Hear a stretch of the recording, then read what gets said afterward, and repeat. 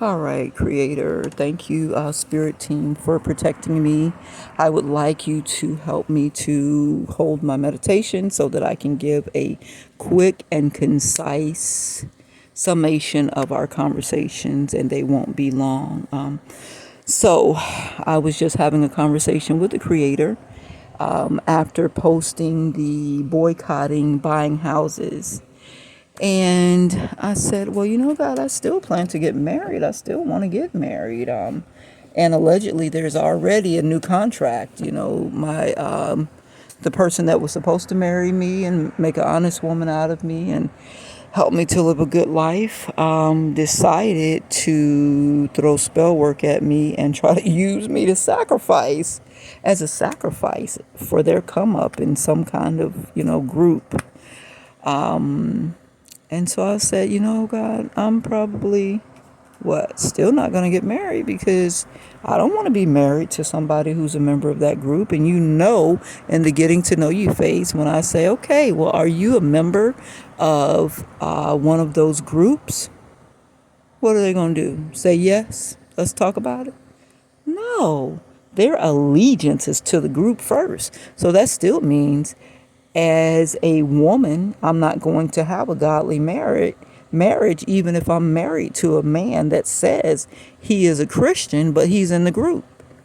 When I was in my young 20s, after I left HCC with my mass communications Associate of Arts, and I matriculated to the University of South Florida, my grandmother said, Aileen, I want you to join the Delta group.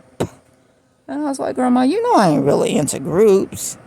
And she's like, well, I'll pay for half of it. I said, well, I'll look into it. So I did my research and I came up with I had to pledge to the group first and then Jesus. And I was so serious about my Christianity and my walk with the Creator. The Creator, God, Jesus comes first. So I was like, Grandma, I can't do it because I'm already sold out to Jesus. I'm I can't remember the song, Sold Out to Jesus. I can't remember the rhythm. So I was already sold out to Jesus. And because I am a little bit extremist, it just was not negotiable. So the same thing applies. It's not negotiable. So I'm like, well, why these groups? And where are they in the Bible? Are these the Sadducees and the Pharisees? It sort of kind of seems like it, especially if they're going to kill good people. I mean, my goodness. Then what is the function of the group? Just for them to make sure that they have their worldly, carnal desires? That means if I'm his wife and he got to make sacrifice, I could become the sacrifice. So I was like, wow. Probably not getting married this lifetime because I'm going to want an intelligent man. I'm going to want a progressive man. And men who are intelligent and progressive a lot of times fall prey to, these advertisements, the propaganda for these groups. And so I just had that conversation with the Creator God, and it's like, okay.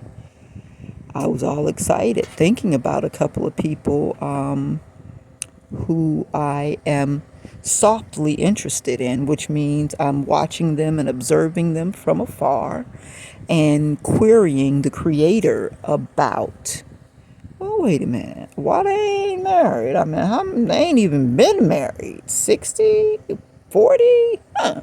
What's going on with that? And just because a person is in the Christian church don't mean nothing. Do you hear me? Do you hear me? Children, do you hear me? Just because they go to church and they tell you how much of a Christian they are and, oh, I love the Lord and all of that. And the more they pour it on, that's called gaslighting and love bombing. You better go look it up. I didn't know nothing about those things back in my 20s, and I got gaslit and love bombed. Ended up with twins. They were taken at 3 days old from Morton Plant Meats Hospital. I did not get a chance to raise those children. Now, I believe like the Creator God is going to raise their life up and heal those wounds, but I also believe it was intended for me to raise those children. And it felt like I was being love bombed. It just felt weird. It was like it don't seem sincere. And I went with the bullshit anyway and got crucified. And it turned out not to be that person's children. Well, I'm saying that based on the sheer appearance of the product, the end product, the height of the men, the two men that it could have been, and the extra features, the physical features, not a paternity test.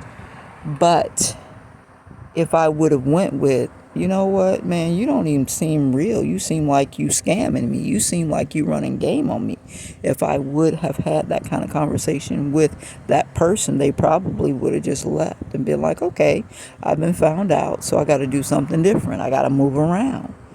And then, I wouldn't have this cut mark, this bikini cut. I wouldn't have permanent stitches inside of my body, which sets up, the potential for an autoimmune disease. Always, anything foreign in your body is fighting against it.